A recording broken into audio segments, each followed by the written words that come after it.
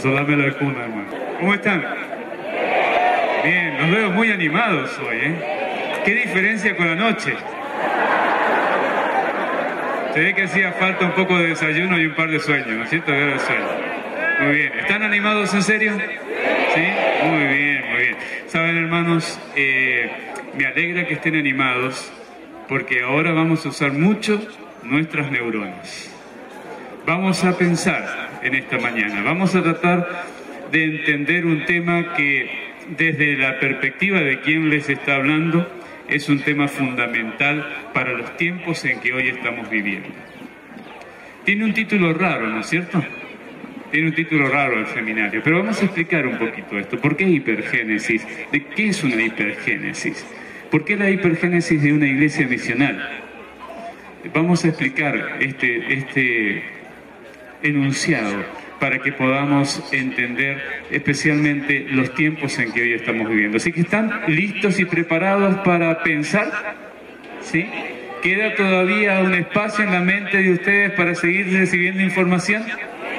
Han recibido mucha información en estos días, mucha información, pero vamos a hacer un esfuerzo más y vamos a tratar ya de ir completando las ideas que hemos empezado, no este fin de semana, sino ya hace un año atrás, cuando estuvimos juntos en aquella oportunidad. Además está decirles, hermanos, que este es mi último seminario con ustedes y que por supuesto los vamos a extrañar. Los llevo grabado, los llevo filmado en algunos aspectos y también fotografiados, así puedo ya mostrarle a mi familia el auditorio y todos ustedes allí sentaditos. Por supuesto que en algunas fotos algunos de ustedes no tienen los ojos abiertos como están ahora. Pero yo les voy a decir a mi familia, para que ustedes queden bien, les voy a decir que ustedes estaban orando en ese momento. Muy bien. Vamos al seminario. Vamos a la primera diapositiva, por favor. ¿A qué llamamos hipergénesis en una iglesia misional?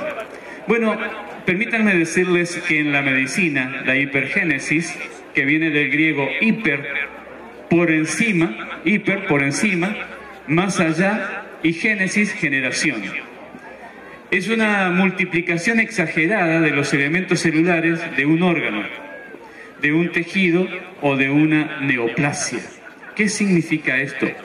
La hipergénesis en la medicina es cuando en un órgano sus células comienzan a desarrollarse de manera acelerada y exageradamente, algo que no se puede frenar. Esa es una hipergénesis. Cuando alguna vez usted concurra a un médico y el médico, después de revisarlo, usted tiene una afección en cierta parte del cuerpo, especialmente en algún órgano, y el médico lo revisa y dice, usted está sufriendo de una hipergénesis, usted ya sabe de qué se trata. Quiere decir que su órgano está produciendo células a una alta velocidad que hace que su órgano se deforme. Ahora, la hiperplasia o la hipergénesis es un aumento en la producción de células de un órgano, como estábamos diciendo, o de un tejido normal. Y puede ser un signo de cambio canceroso o por lo cual se denomina hiperplasia patológica. También puede deberse a la multiplicación de células completamente normales, lo cual se denomina hiperplasia fisiológica. Así que la hipergénesis puede ser maligna o puede ser benigna. Vamos a la diapositiva que sigue.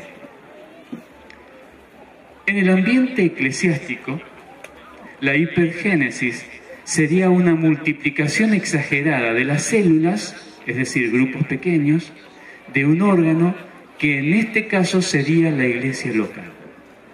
¿Cuál es el órgano entonces afectado? La iglesia.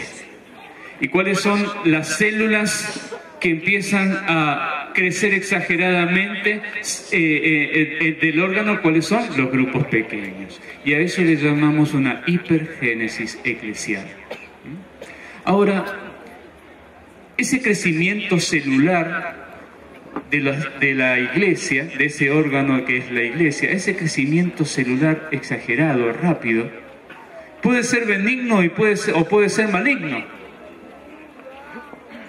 Y nosotros lo que tenemos que hacer como líderes de grupos pequeños, tratar de que el crecimiento, esa hipergénesis que se puede producir en la iglesia, sea benigna y no maligna.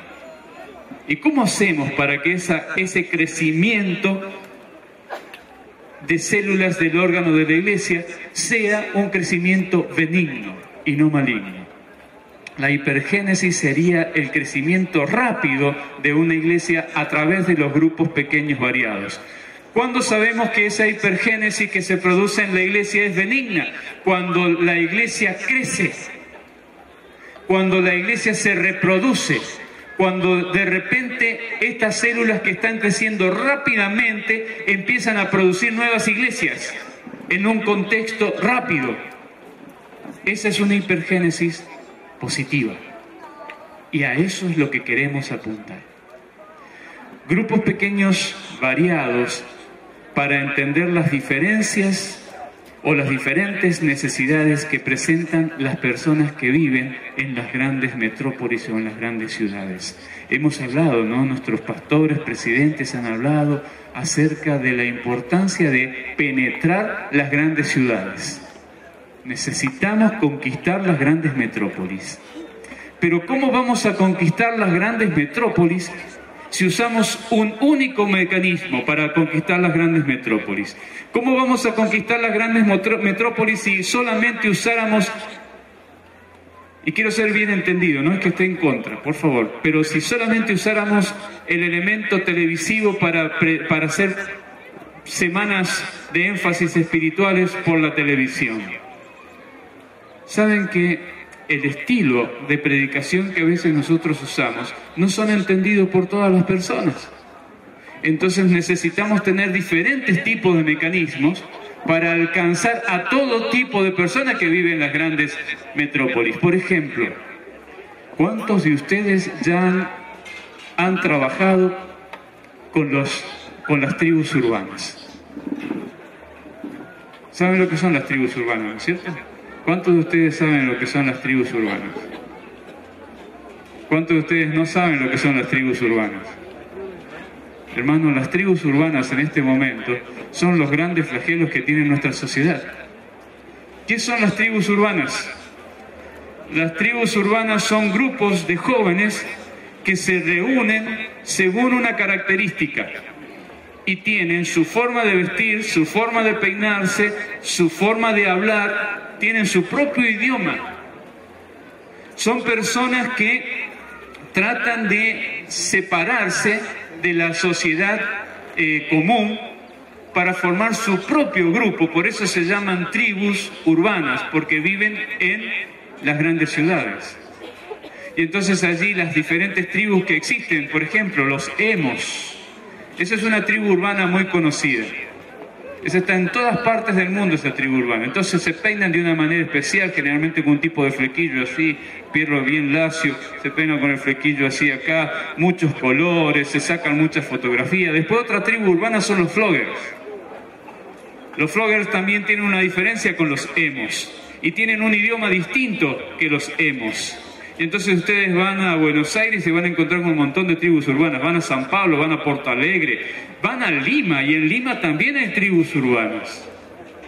También fuera de las tribus urbanas, aunque algunos especialistas consideran que son tribus urbanas, están las pandillas. Y dentro de las pandillas también hay diferentes grupos o subculturas. Y se pelean a veces entre ellos porque son pandilleros.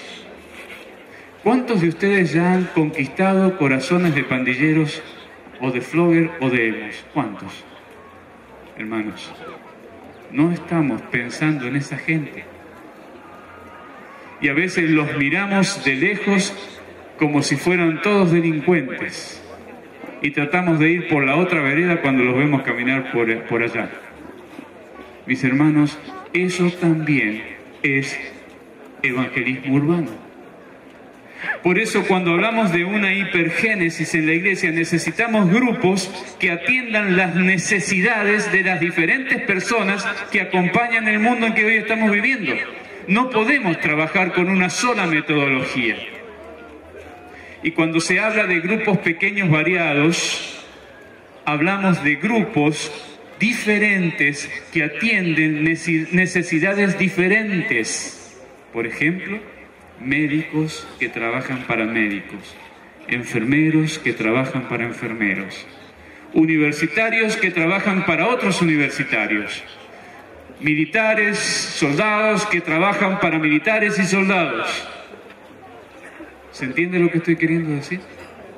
Gente que empieza a estudiar sociología y antropología para poder acercarse a las tribus urbanas. Grupos pequeños variados. Eso es grupo pequeño variado. Y cuando la iglesia comienza a aplicar grupos pequeños variados, mis hermanos, la iglesia comienza a crecer de una manera impensada y rápidamente, velozmente, porque la iglesia empieza ahora a atacar necesidades específicas que tiene la sociedad. Y no nos concentramos solamente en un punto o en un estilo de persona. Permítanme decir algo, y con todo cariño y respeto. Nosotros los adventistas del séptimo día siempre traemos a la iglesia personas que se parecen a nosotros. Nosotros los adventistas del séptimo día conquistamos corazones y bautizamos mucha gente. Es increíble la cantidad de gente que la iglesia a nivel mundial bautiza todos los años, pero bautizamos un prototipo de persona. Bautizamos la persona que se parece a nosotros. Bautizamos a las personas que tienen inclinación natural a lo espiritual. Bautizamos personas que tienen un prototipo similar al que tiene el miembro de iglesia. ¿Me voy haciendo claro lo que estoy queriendo decir? Difícilmente nosotros atraigamos, aunque se dan algunos casos, pero difícilmente atraigamos en masa a personas que son tremendamente diferentes a nosotros. En su forma de pensar, en su forma de vestir, en su forma de hablar. Difícilmente atraigamos a esas personas. ¿Y qué estamos haciendo como iglesia para conquistar otros lugares, otras personas, otras tribus? De paso, en el mundo de las tribus urbanas, a nosotros, los religiosos, nos consideran también una tribu urbana. Y entonces, como somos una tribu urbana, conquistamos a aquellos que son parecidos o que pueden entrar en el ambiente de esta tribu urbana. Si sos diferente, ¿se acuerdan del punk? ¿Sí? Ahora saben lo que es un punk, ¿no es cierto? Ese que tiene todos los pelos así parados. Si cae un punk aquí, en una de esas todos nos aterrorizamos. Pero son seres humanos como nosotros y buscan una identidad. Por eso son como son. Las tribus urbanas se han formado en esta sociedad, mis hermanos, porque son personas que no tienen un modelo definido de persona. Necesitan modelos. Y como no tienen un modelo, ellos inventan un modelo. Por eso se tratan de peinar todos iguales y se visten todos iguales y usan todos los mismos colores y escuchan la misma música e incluso hasta inventan un idioma para ellos específico. Cuando estas personas conocen a un cristiano legítimo, pero ese cristiano que es cristiano de verdad, esas personas se convierten al evangelio, no importa qué cultura tengan. Así que tenemos que animarnos, hermanos, para conquistar el mundo que nos está rodeando. Tenemos que lograr una hipergénesis dentro de la iglesia, pero la hipergénesis, que es un crecimiento rápido de nuestras células en una iglesia y que hace crecer la iglesia y reproducirse rápidamente, se hace solamente cuando nosotros tenemos grupos pequeños que atienden necesidades diferentes, porque hay gente diferente, con culturas diferentes, con pensamientos diferentes. ¿Se entiende esto? La hipergénesis sería entonces el crecimiento rápido de una iglesia a través de los grupos pequeños variados. Grupos variados para atender las diferentes necesidades que presentan las personas que viven en las grandes metrópolis. Por favor, a la otra diapositiva. La hipergénesis en la iglesia misional es lo que un servidor llama un crecimiento espontáneo, veloz, exagerado de los grupos pequeños variados en un distrito o en una iglesia local. La hipergénesis es una iglesia local. La hipergénesis de una iglesia local es una metodología válida para que las iglesias de las grandes urbes crezcan rápidamente. En otras palabras, la hipergénesis es el crecimiento exagerado de una iglesia producido por los grupos pequeños adaptados a las necesidades de las personas. Vamos a la otra diapositiva. Pasemos la otra también, porque esta ya repite la anterior. Bien. En la actualidad, para trabajar con grupos pequeños variados, debemos tener en cuenta las necesidades de las personas. Miren esto. Por otro lado, hay que tener en cuenta las redes relacionales de las personas, dónde esas personas viven, a qué se dedican, dónde pasan más tiempo, cuáles son sus gustos, cuáles son sus necesidades. Saben que a mí me pasó en cierto momento de mi ministerio, hace muchos años, cuando yo trabajaba en Capital Federal, allí en Buenos Aires, Capital Federal, me tocó ser pastor de una iglesia muy grande, llena de profesionales. Así que yo en esa iglesia intenté implementar los grupos pequeños. Y entonces llevaba el modelo del grupo pequeño prototipo. Y ocurrió que los hermanos me miraron y me dijeron: pastor, es muy difícil para nosotros realizar este trabajo porque nosotros no nos conocemos con nuestros vecinos. ¿Cómo? No nos conocemos con nuestros vecinos. Pastor, yo no sé quién vive. Vivimos todos en edificios, yo no sé quién vive arriba, quién vive abajo, no sé. ¿Cómo no vas a ver, hermano? No sé. Y me di cuenta que este hermano no me exageraba, o los hermanos de esa iglesia no me exageraban, porque yo fui como pastor a vivir a un edificio de 12 pisos, en un 8º piso, de ahí me pusieron, esa era la casa pastoral, y hermanos, les puedo asegurar que era dificilísimo saber quién vivía arriba y quién vivía abajo, porque esa gente no estaba nunca. Así que yo quería tener un grupo pequeño en el edificio y no había nadie. La gente llegaba ahí para dormir y después a la mañana se iban y no volvían hasta el otro día. Y entonces entendí lo que esos hermanos de Capital Federal me estaban diciendo. Y entonces, ¿qué hacemos ahora? Acá los grupos pequeños no funcionan. Sí, funcionaban, pero de una manera distinta.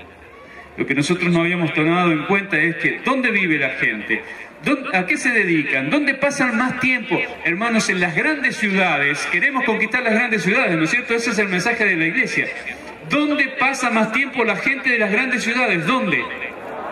En el trabajo, o en el estudio, o en el gimnasio. Según el estilo, el estándar de vida de la persona. Entonces, ¿cómo vamos a hacer un grupo pequeño en la casa? Imposible. Entonces a una hermana en cierto momento, una profesional, una profesora universitaria, se le ocurrió una idea. Y me dice: pastor, ya sé lo que voy a hacer.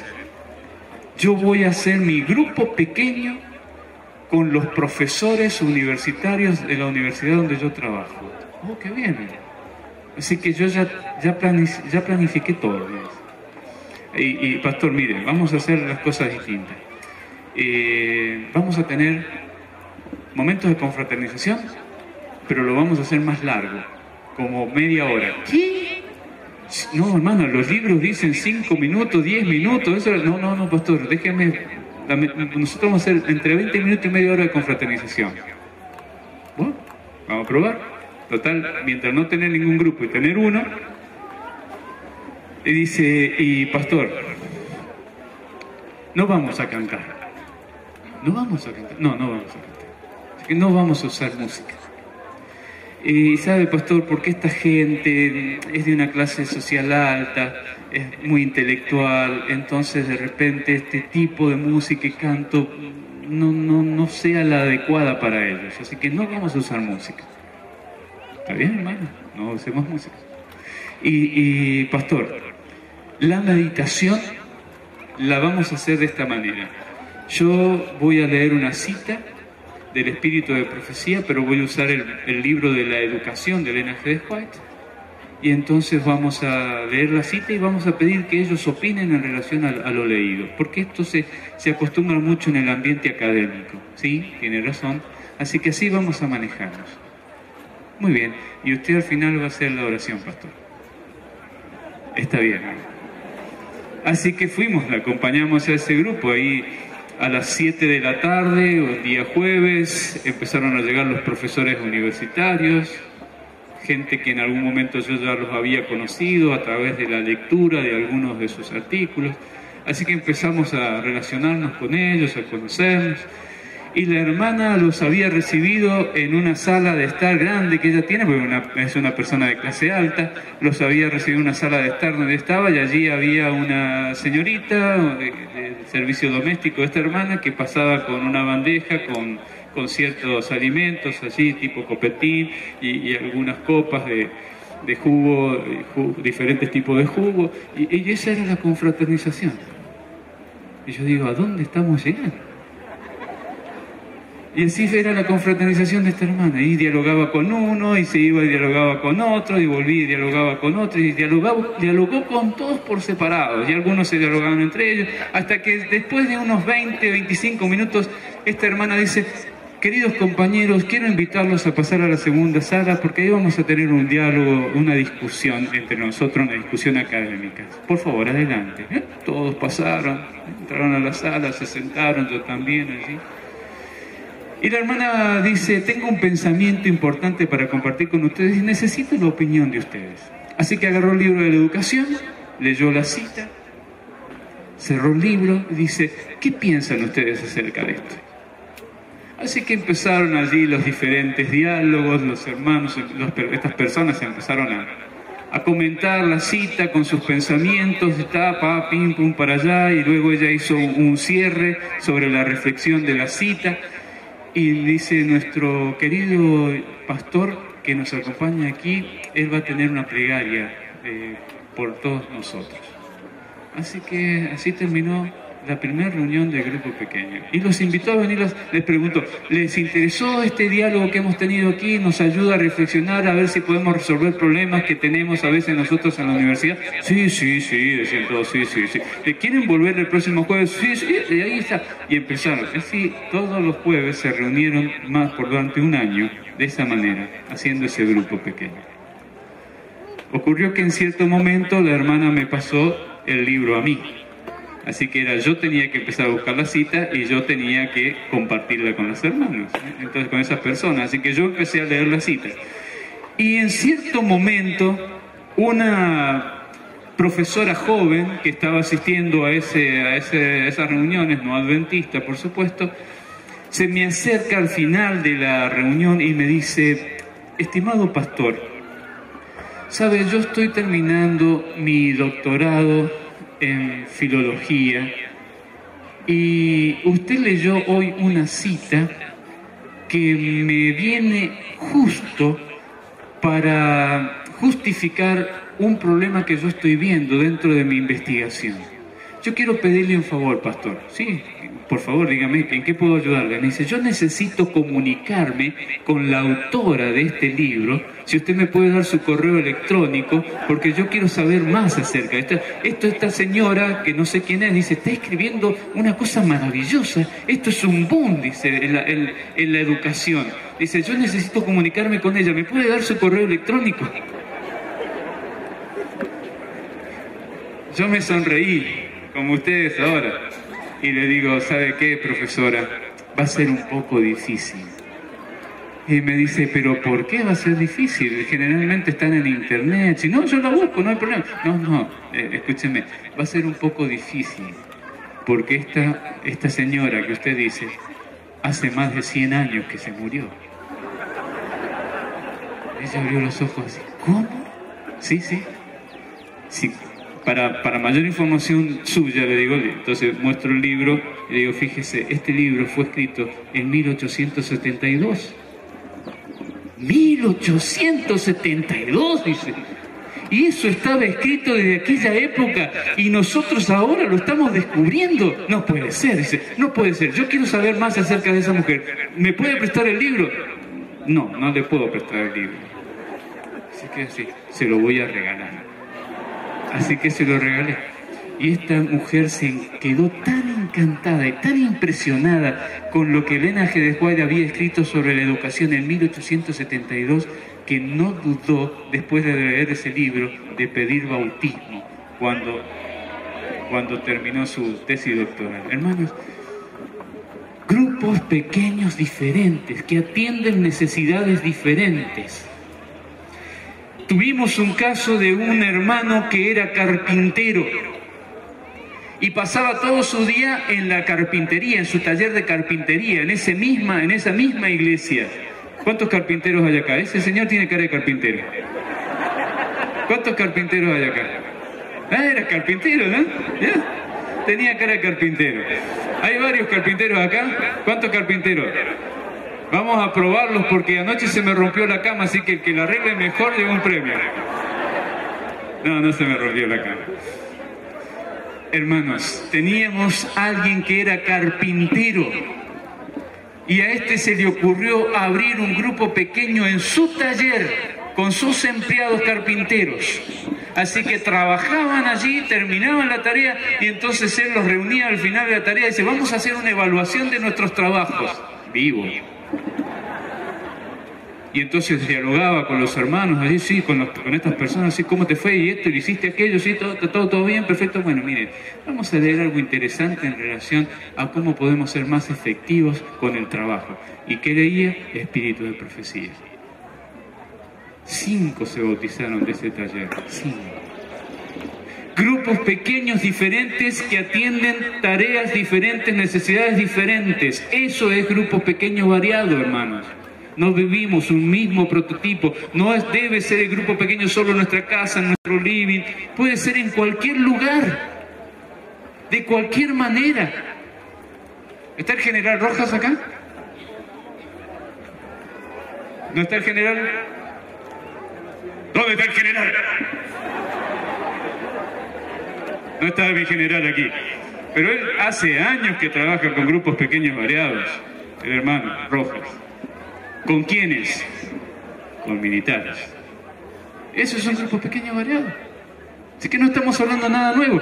Lo que estamos tratando de hacer es volver a las sendas antiguas, como trabajaban nuestros pioneros. Elena G. de White trabajaba con grupos pequeños variados, atacando las necesidades de la gente y le enseñaba a sus pastores y a sus miembros, armen grupos pequeños según las necesidades de la gente. Eso decía Elena G. de White. Y por eso la iglesia en aquella época crecía al 150%. ¿Saben lo que eso significa, hermanos? Crecer al 150%. Ustedes saben que la iglesia adventista del séptimo día tuvo su mayor crecimiento desde el año 1860 hasta el año 1901, cuando la iglesia trabajaba con grupos pequeños. Cuando dejó de trabajar con grupos pequeños, la iglesia dejó de crecer en esa magnitud. Cuando a la iglesia en ese momento se le ocurrió mandar a Elena G. de White a Australia. La iglesia cambió en los Estados Unidos la metodología de trabajo. Y llegó a Elena G. de White a Australia. ¿Y qué hizo Elena G. de White? Implementó los grupos pequeños en Australia. Y en 1902 Elena G. de White escribió la famosa cita que dice: en los tiempos del fin trabajaremos en grupos pequeños. Y me lo ha mostrado alguien que no puede fallar. Y ella escribió eso allá, y allá hizo en Australia crecer la iglesia de una manera extraordinaria a través de los grupos pequeños, cuando en los Estados Unidos, que abandonaron los grupos pequeños, comenzó a decaer el crecimiento de la iglesia. ¿Qué nos dice esto, hermanos? ¿Cuál es la metodología que debemos implementar? Grupos pequeños, pero grupos pequeños que atiendan necesidades de la gente. Queremos provocar una hipergénesis. Queremos que nuestra iglesia crezca de una manera exagerada, que se remultiplique de una manera abismal. ¿Saben lo que es un 152% de crecimiento? ¿Cuántos miembros tiene su iglesia? Hermanos, ¿cuántos miembros tiene su iglesia? 100. ¿Saben lo que significaría que en un año ustedes crezcan el 152%?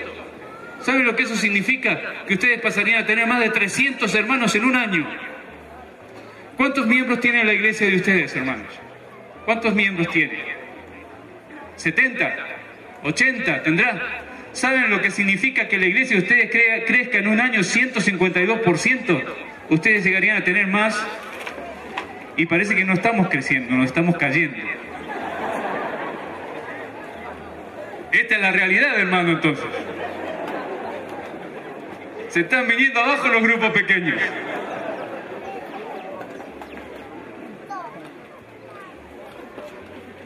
Tenemos que crecer. ¿Es el viento? Pero el viento del Espíritu Santo tiene que venir acá y tomarnos a todos. Hermanos, ¿queremos o no queremos crecer de la manera que crecía la iglesia en la antigüedad? ¿Cuántos quieren multiplicar o triplicar la iglesia? ¿Cuántos?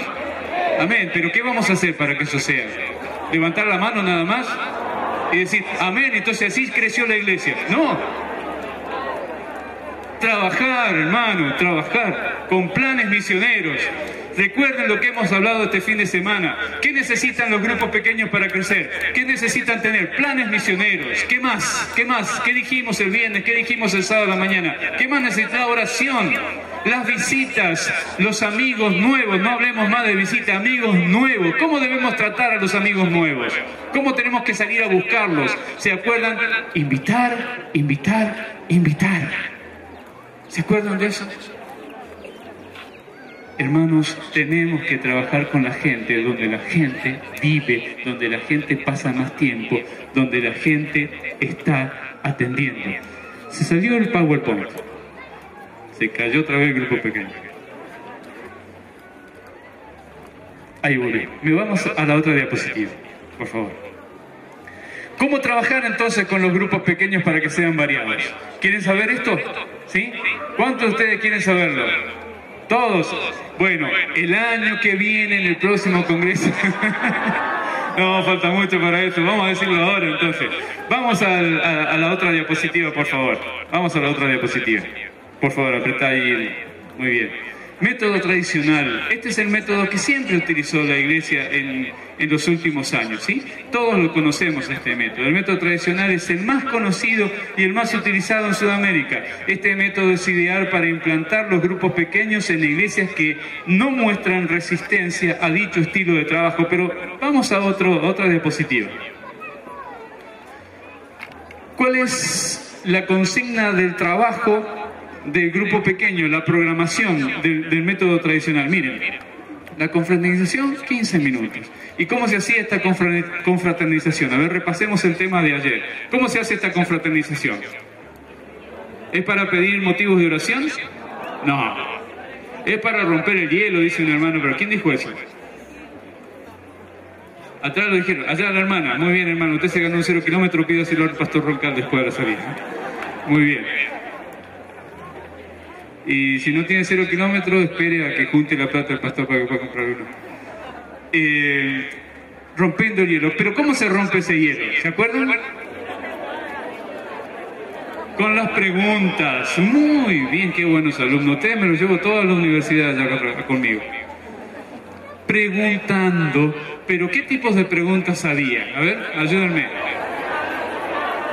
¿Del pasado? ¿Del presente? ¿Futuro? ¿Y qué más? Y positiva, pero muy bien. ¿Cómo prestaron atención? Se ve que algunos no estuvieron durmiendo, algunos estaban despiertos. Miren, testimonio, también se habla de 15 minutos, el método tradicional, ¿no? Confraternización 15 minutos, testimonio 15 minutos, oración 5 minutos y estudio de la Biblia entre 20 y 25 minutos. Esto es lo que hemos aprendido todos, ¿sí?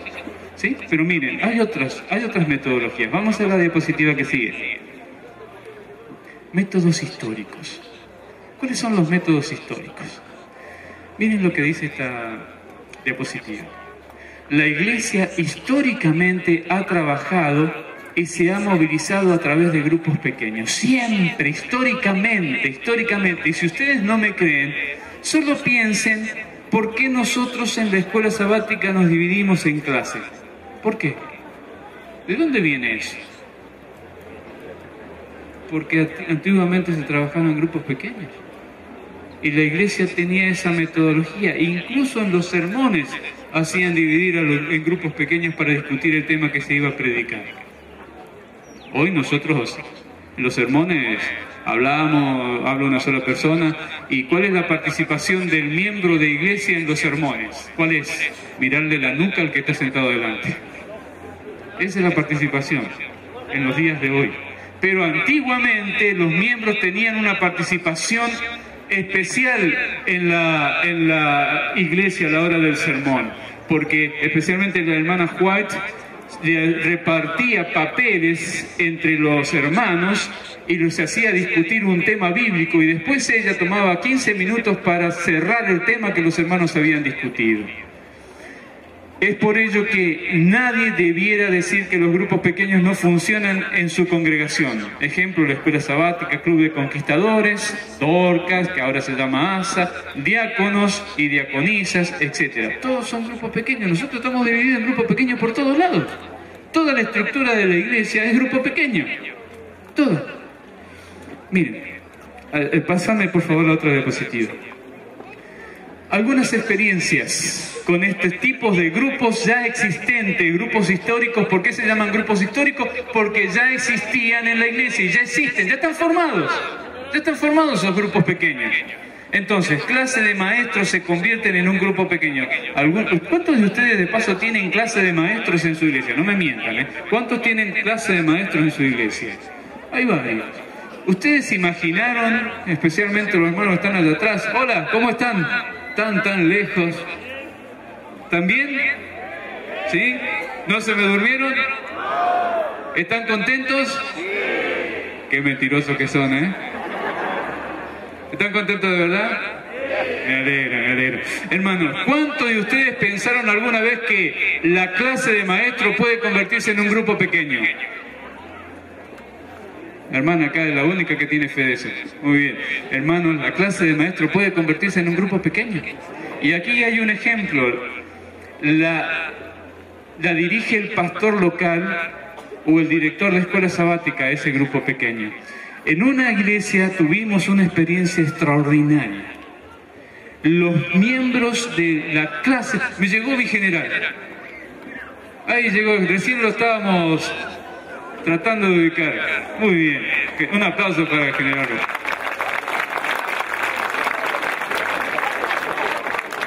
Yo le contaba al general Rojas que en cierto momento de mi vida yo también pertenecía a las Fuerzas Armadas.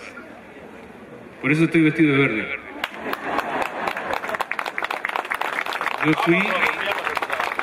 Yo soy teniente retirado de la Fuerza Aérea Argentina. Y el señor después tomó otra decisión con mi vida. Yo participé también de la Guerra de las Malvinas. No, amén, hermano. Eso, no es para decir amén. Eso fue desastroso en la vida de todos los que participamos en una guerra. Y cuando terminó la Guerra de las Malvinas, yo tomé una decisión de conocer más a Dios. Y el Señor tomó una decisión conmigo. Me dijo, vas a ser pastor. Así que ahí yo fui a estudiar teología. Y terminé siendo lo que hoy soy. Ya no conduzco aviones. Ahora tengo el micrófono en la mano y suelo tener una Biblia y predicar en las iglesias. Hermanos, en esta iglesia tuvimos una experiencia extraordinaria con una clase de maestros. Pastor, dígame.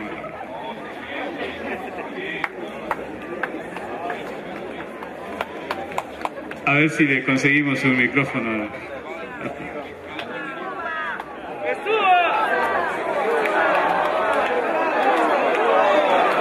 Sí,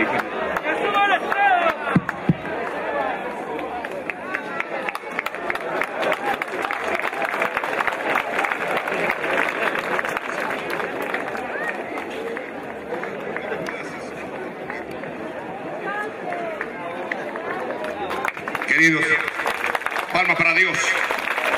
Fuerte palma para Dios. Palmas para el comandante general de generales, Jehová de los ejércitos. Acá me tiene usted teniente, no dejará usted de ser teniente. Soy usted pastor, pero en su mente, en su formación está como teniente. Y como teniente usted formó grupos pequeños. Como teniente utilizó usted el grupo que es el arma del combatiente. Yo aprendí también de los ejércitos. Aprendí comandando pequeños grupos como policía. Policía de esquina. Ascendí a cadete. Salí como alférez, teniente, capitán. Lleno de la soberbia y la sabiduría humana. Me convertí en economista, sociólogo. I began to speak English.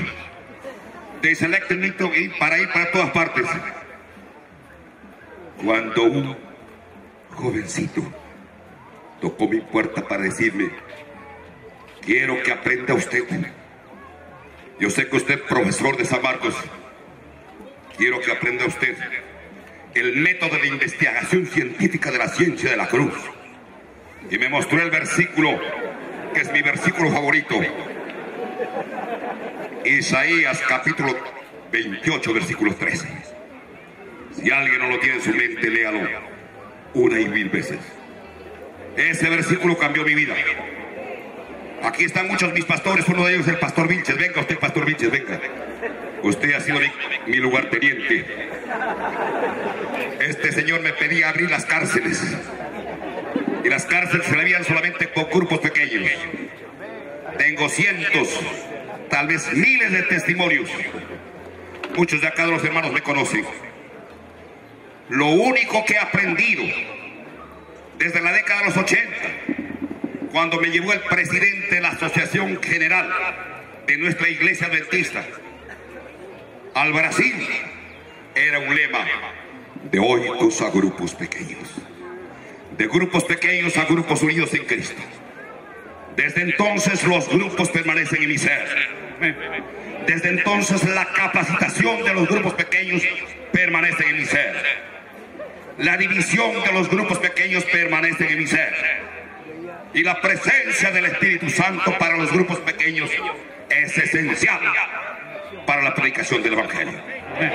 La mensajera del Señor y los Hechos de los Apóstoles, capítulos 10, me dice que como se enfurió, debía abrir mis cuarteles. Y cuando fui el segundo jefe de la Policía Nacional, se aperturaron al teniente los cuarteles para que los Pedros modernos vinieran a predicar. Así como hay distritos misioneros, hay, querido pastor, comisarías.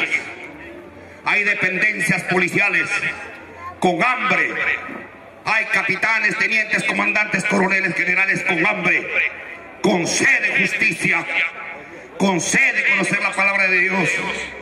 Pero muchos de mis hermanos, cuando se enfrentan a las autoridades, prefieren sacar un billete y darle una coima. A partir de hoy no saquen un billete, saquen la santa palabra de Dios y enséñenle. El escrito está de la palabra de Dios. Los guerreros necesitan, amados hermanos, perdóname que te quite esta. No me han puesto en programación, siempre no me lo ponen. Yo quería agregarle. Anoche te conocí y hoy te digo que hay mucho que hablar de grupos pequeños. Ya no. He visto solamente un ejemplo. Tú eres, amado pastor, la yema de un huevo, que es la célula. Por lo amarillo que son. Por lo que estás lleno de amor. Sin amor no funciona un grupo pequeño. Y mi pastor Vilches, venga usted, pastor. Quédese acá, pastor. Él es la clara del huevo. Por lo blanco. No, porque él tiene la misericordia. Dios Padre, Dios Hijo. Es imposible que haya un huevo sin el amor del Padre, sin la gracia de nuestro Señor Jesucristo. Pero espérate, si no hay el cascarón,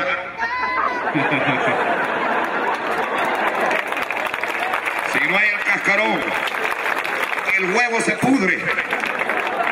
Es el Espíritu Santo. En general. Termino acá, pastor, termino. Seguro que termino. Amigos, la base de las células, la base de los grupos pequeños, es la presencia del amor del Padre, la gracia de nuestro Señor Jesucristo y la comunión del Espíritu Santo. Empieza ahora a salir, a formar tu célula dinámica. Por eso somos dignos. Exacto. Este uniforme ya no tiene nada de general. Tiene estrellas, la verde de la esperanza, la azul del amor y el carácter Jesús la blanca. Ahora termino. Gracias, pastor. No se va, no se va.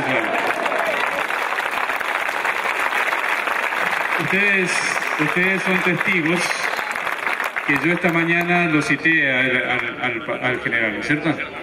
Y dije que el general había comenzado un ministerio de grupos pequeños variados sin saberlo entre gente de las Fuerzas Armadas. Y eso es un ministerio que el Señor le entregó al general para que lo siga adelante. Así que no es necesario los Pedros. Tenemos Bernabé, Pablo, Timoteo, que son los que hacen el trabajo. Así que adelante. Ellos son los Pedros. Ellos también son. Tendrá que traer por lo menos un policía para el próximo año. Ustedes, lo pongas en su corazón. Ustedes también son parte del huevo. Gracias, general. Un abrazo.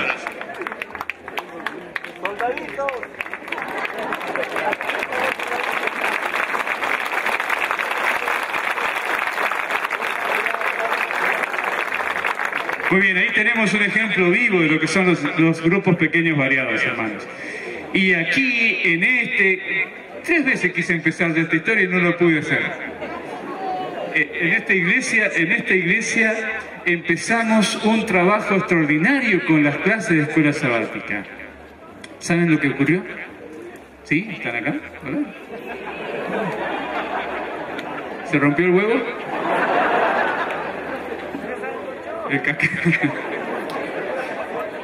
Hermanos, en esa clase empezamos los viernes a la noche a trabajar con todos los maestros de escuela sabática. Yo dirigía esa clase, ese grupo pequeño. Y entonces empezamos como clase de escuela sabática, como clase de maestros, y después los llevamos, los viernes seguían en la iglesia, y los jueves a la noche nos reuníamos en una casa. Y empezamos a formar un grupo pequeño con la clase de maestros. Y todos los maestros fueron parte de un grupo pequeño. Y después, ¿qué hicimos? Invitamos a que cada maestro tuviese un grupo pequeño con los miembros de su clase. Y cuando quisimos acordar, teníamos 15 grupos pequeños en una iglesia donde no había ningún grupo pequeño.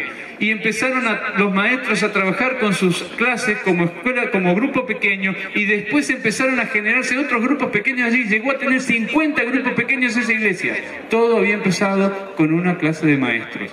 Otro ejemplo que está ahí abajo, los maestros convierten sus clases en grupos pequeños. Esto también pasó en otra iglesia. Y se puede hacer grupos pequeños de todo lo que trabaja ya en la iglesia. No tenemos que trabajar con un único modelo, tenemos que ser inteligentes y cualquier cosa podemos producir grupos pequeños. Vamos a la que sigue, por favor. A la diapositiva siguiente. Las partes que componen el programa de esta reunión son similares a la del grupo tradicional. 15 minutos de confrontación, testimonio 15 minutos, oración 5 minutos, estudio de la Biblia 20-25 minutos. Vamos a la que sigue. Convertir la junta de iglesia en un grupo pequeño, hermanos. ¿Alguna vez pensó en que su junta de iglesia puede convertirse en un grupo pequeño? ¿Cuántos de ustedes ya han hecho que la junta de iglesia, pastores, cuántos han hecho que la junta de iglesia se convierta en un grupo pequeño? Saben, hermano, esto es maravilloso para la iglesia. Porque la junta de iglesia generalmente se reúne para discutir proyectos y algunas veces esos proyectos no tienen ningún sentido de ser. Si vemos el espíritu de profecía, Elena G. de Juárez dice que la junta de iglesia está para crear programas evangelísticos, no para saber cómo se va a pintar la puerta o de qué color vamos a hacer el piso. Esas son cosas de otra junta. La junta de iglesia es para crear proyectos evangelísticos. El Señor nos va a reclamar tantas cosas a nosotros, tantas cosas, el tiempo que hemos perdido. La junta de iglesia no está para discutir. La junta de iglesia, hermano, no es para aquellos que creen que ahora yo soy el anciano, así que ahora me respetan. Eso no es un anciano de iglesia. Yo sé que acá eso no pasa. Eso pasa en Argentina, pero acá en Perú no. Dice el espíritu de profecía que el anciano de iglesia es el último siervo de la iglesia. es el que está para servir. Y después vienen los diáconos, que están para servir. Y las diaconisas, que están para servir. Y el director de jóvenes, que está para servir. Y la directora y el director y todos los cargos de junta de iglesia están para servir. No para otra cosa. No están para que los sirvan. Y cuando una junta de iglesia se convierte en un grupo pequeño, es una tremenda bendición para la iglesia, porque los miembros de la junta ahora se reúnen para disfrutar la vida espiritual en un grupo pequeño. Hermano pastor, pruebe con esto. ¿Tengo los pastores aquí? Levanten la mano. Ahí, 1, 2, 3, 4, 5, 6, 7, 8. Ahí están mis hermanos pastores. Ahí están mis hermanos pastores. Hermanos, prueben con esto, prueben con esto. Lleven la junta de iglesia a convertirla en un grupo pequeño. En una iglesia allí de Crespo, en Entre Ríos, convertimos la junta de iglesia en un grupo pequeño. Fue una tremenda bendición para la iglesia, porque esos hermanos realmente serían fortalecidos espiritualmente y serían con otra mentalidad para trabajar en la iglesia. Y después cada uno de ellos formó. El jefe de diáconos formó un grupo pequeño con los diáconos, la jefa de diaconisa con las diaconisas, la directora de Dorca, ASA, con todas las personas que iban a Dorca. El club de conquistadores, el director del club convirtió cada unidad del club la convirtió en un grupo pequeño. Un club que nunca había bautizado a nadie. En un año bautizó 10 chicos y 3 padres por los grupos pequeños. Hermanos, se puede. Son metodologías distintas. Vamos a la otra diapositiva, por favor. A la otra diapositiva. Grupos pequeños homogéneos. Hemos hablado ya. ¿Qué son los grupos pequeños homogéneos? ¿Podés? Gracias. Si te aparece el otro punto también. Ahí está, muchas gracias. Las personas se relacionan más en sus trabajos, escuelas, universidades, clubes o lugar de trabajo. Allí es donde se relacionan las personas. Hay que salir a buscarlas. Si usted es carpintero, trabaje con su gente que trabaja con usted. Si es enfermera, trabaje con enfermeros. Si usted es médico, trabaje con los médicos. Si usted es mecánico, trabaje en su taller mecánico con la gente. De paso conocí un anciano de iglesia en cierto lugar allá en Argentina que era mecánico. Y este hermano armó un grupo pequeño en su casa. ¿Y quiénes venían?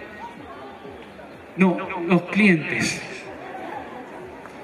Los clientes que él tenía, que eran clientes fijos. Vio que hay gente que siempre dice, no, yo el auto no, el carro se lo entrego solo a fulano. La confianza. Y esa confianza la utilizó para traer gente a su grupo pequeño. Así que él formó un grupo pequeño específicamente de sus clientes. Albañiles. ¿Cuántos albañiles tenemos aquí? A ver, levantemos la mano. ¿Cuántos albañiles? Hay poquito, no vamos a terminar la iglesia de La Molina así, Tenemos que conseguir más albañiles. Hermanos, ustedes son los encargados de abrir un grupo pequeño de albañiles para terminar la iglesia de La Molina pronto. Amén. Hay que conseguir también, hermanos, albañiles, trabajar por albañiles. Esos son grupos pequeños homogéneos, gente que tiene puntos en común, gente que tiene una misma profesión, gente que tiene un mismo sentir, un mismo pensar, atrae a otras personas. Esos son grupos pequeños homogéneos.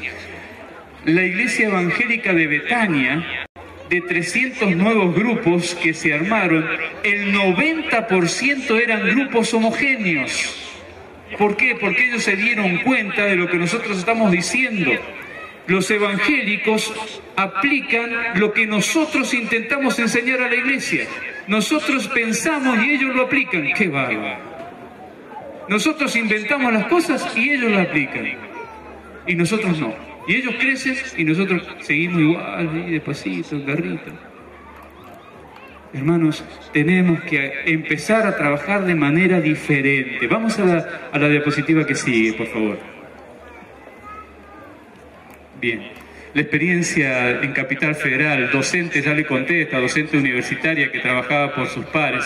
La experiencia en una iglesia en San Nicolás, provincia de Buenos Aires. Alumnos universitarios que trabajaban por sus pares. Esta iglesia tenía 100 jóvenes universitarios. Y ellos empezaron a trabajar por sus grupos donde estudiaban. Y se formaron 100 grupos pequeños de universitarios en esta iglesia.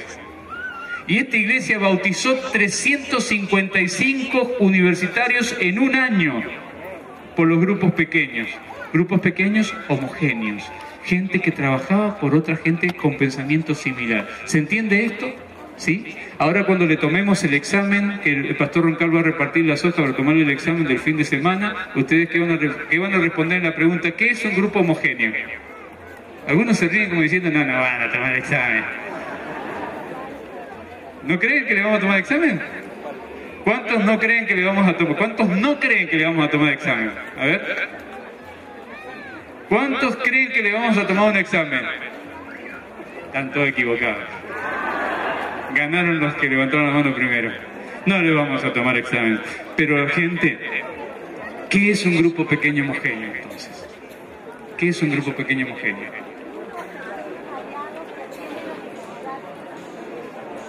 ¿Quién está hablando? Quiero ubicar. Ah, ahí está, hermano. Sí, hermano, su respuesta es correcta. ¿Quiere decirlo de nuevo?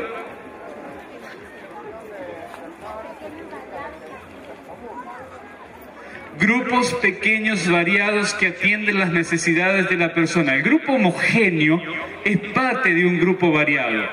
El grupo homogéneo es el grupo que reúne gente con cosas en común. Ese es un grupo homogéneo. Reúne gente con cosas en común. Carpinteros por carpinteros, albañiles por albañiles, médicos por médicos, jóvenes por jóvenes, ancianos por ancianos, solteros con solteras, a ver si se conocen. Experiencia en la iglesia de Villadela, enfermeras, esta es una iglesia de Córdoba, enfermeras que trabajaron por otras colegas, armaron 7 grupos pequeños en un hospital armaron 7 grupos pequeños, estas enfermeras, en horarios distintos.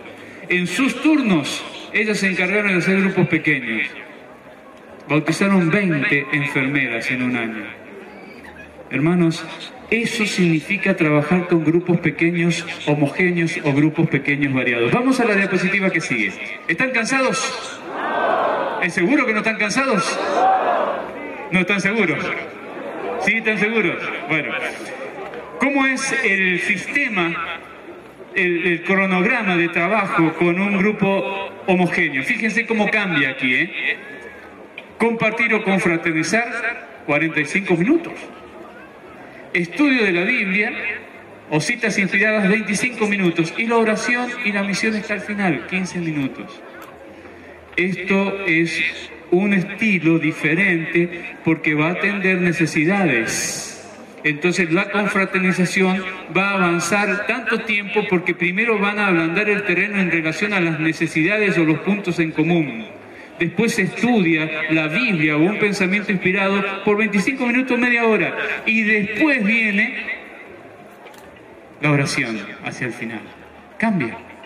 Son estilos variados, maneras, estructuras diferentes de enfrentar esta situación. Bien, vamos a la diapositiva que sigue.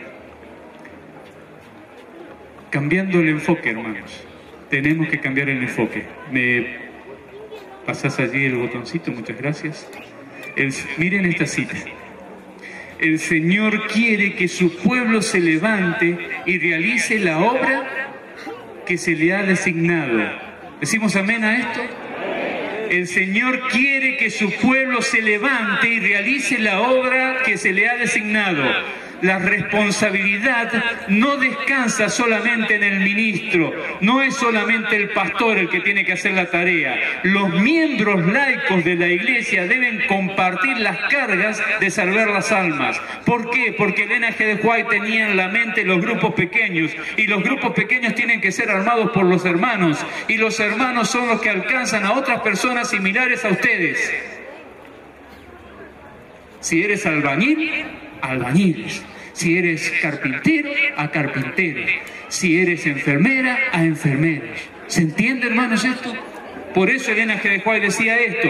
Y entonces, el Señor invita ahora a los que tienen el conocimiento de la verdad. ¿Tienen el conocimiento de la verdad? Sí, tienen el conocimiento de la verdad. Ustedes son los que tienen el conocimiento de la verdad, porque se bautizaron, son hijos de Dios. Entonces el Señor los está invitando a cada uno de ustedes para este tiempo y levantarse de su letargo y hacer verdaderos misioneros en su servicio. El tiempo es corto. Decía ella en aquella época, el tiempo es corto y debe hacerse la obra del Señor sin más demoras. Basta de perder tiempo. Basta. Hay que trabajar. Tenemos que comprometernos con la obra. Hermanos, ¿cuántos de ustedes ya son líderes de grupos pequeños? ¿Cuántos? Hermanos, yo quiero que ustedes vengan para acá adelante. Okay. Venga para adelante todos los que ya son líderes de grupos pequeños. Vengan, por favor. Vengan. Los que son líderes, los que ya conducen un grupo pequeño. Vengan, por favor, para aquí adelante. Vengan. Párense, traten de entrar todos aquí adelante. Cuidado con las banderas. Párense aquí todos los que son líderes de grupos pequeños. Tenemos un ejército acá de líderes de grupos pequeños. Tenemos un ejército. Aquí está el ejército de líderes. Líderes que están comprometidos, ¿sí? ¿Estamos comprometidos, líderes? ¿Sí? Amén, amén, estamos comprometidos. Somos muchos los líderes que estamos aquí, comprometidos, queriendo salir adelante, queriendo aceptar la invitación que el Señor nos está haciendo. El Señor nos está diciendo, basta de perder tiempo, hay que tomar las riendas de esta obra, hay que sacarla adelante, hay que convertir el mundo, hay que ganar las ciudades grandes para el Señor. Y ustedes son, mis queridos hermanos, los que Dios está llamando. Elena G. de White, cuando escribió esto, vio a cada uno de ustedes, hermanos, cada uno de ustedes los vio, y cada uno de ustedes son los que representan esta cita de Elena G. de White. Todos los hermanos que están viniendo allí, todos. No vamos a poder entrar todos aquí, pero hermanos, gracias por acercarse. Gracias por acercarse. Hermanos que están sentados. Hermanos que están sentados. Quiero hacerles, y escúchenme bien por favor, quiero hacerles una invitación a los hermanos que están sentados. Quiero hacerles una invitación. ¿Cuántos de ustedes, hermanos que están sentados, quieren tomar una decisión esta mañana? Pensando en la cita que leímos, la invitación que Elena G. de White dice, basta de perder tiempo. Acá hay muchos líderes, pero necesitamos más. ¿Cuántos de ustedes quieren hoy decirle al Señor, yo también quiero convertirme en un líder? Yo también quiero dar mi casa para el Señor. Yo también quiero dar mis dones para el Señor. ¿Cuántos? Quiero que se pongan en pie, hermanos. Quiero invitarlos a que se paren. Quiero invitarlos a que tomen una decisión con la cabeza, no con el corazón. ¿Cuántos de ustedes quieren dar todo lo que tienen para el Señor? Amén. Porque tenemos que decir, basta. ¿Quieres estar con Jesús? Yo quiero estar con Jesús. Yo ya estoy pensando de aquel día hermoso en el cielo, hermano, lo estoy pensando. Yo ya quiero por las noches disfrutar, no otra cosa. Por la noche cuando llego a mi casa cansado, hago mi devoción, pienso, me acuesto, pero sueño con el cielo. Yo quiero estar allá. Quiero estar allá. Quiero estar allá, pero no quiero estar solo. Yo quiero llevar muchos conmigo al cielo. Pero una cosa, yo pienso en el cielo, ¿saben cómo? Yo pienso en el cielo, allí, tranquilo, con mi gente, con mi familia, con mi esposa, con mis hijos. Me toca viajar mucho, a veces paso mucho tiempo fuera de casa. Y yo quiero estar con mi familia en el cielo. Eso sí, cuando estemos en el cielo, Pastor Roncal, no se le ocurre invitarme a dar un seminario, no lo voy a dar. Quiero estar con mi gente, quiero estar con los míos, pero quiero estar también rodeado de todas aquellas almas que alguna vez se contactaron conmigo, que fueron a mis grupos pequeños, aquellas personas que bauticé, aquellas personas que di estudio bíblico. Quiero estar con ellos también. ¿No es tu sueño también ese? No pierdas de vista esto, hermano. El cielo está cerca. El cielo está cerca. Hermano querido, tal vez si no nos vemos otra vez aquí en la tierra, los espero en el cielo. Pero no vayan solos. Sean líderes de grupos pequeños y vayan con su grupo pequeño al cielo, hermano. Dios los bendiga. Dios los bendiga. Los quiero. Dios los bendiga. Amén. Vamos a terminar con una oración. Vamos a terminar con una oración. Y aquí está el pastor Lucas, que gentilmente aceptó también el desafío de traer un argentino, casi peruano ya, para acompañarlos en estos días. Pastor, ¿quiere usted orar por nosotros? Vamos a orar. Amado Padre que estás en los cielos, te damos gracias, Señor, porque hemos recibido la presencia de tu Santo Espíritu. Hay grandes desafíos para poder llevar, crecer, fortalecer nuestro grupo pequeño. Hemos recibido tu palabra. Hemos recibido las amistades de distintas iglesias. Queremos, Señor, que tú puedas bendecir al pastor Walter, a su familia. Gracias, Señor, porque nos hemos acá sentido gozosos y alegres de haber participado de este retiro. Queremos agradecerte, Padre Celestial, en el nombre de Jesús. Amén. Amén.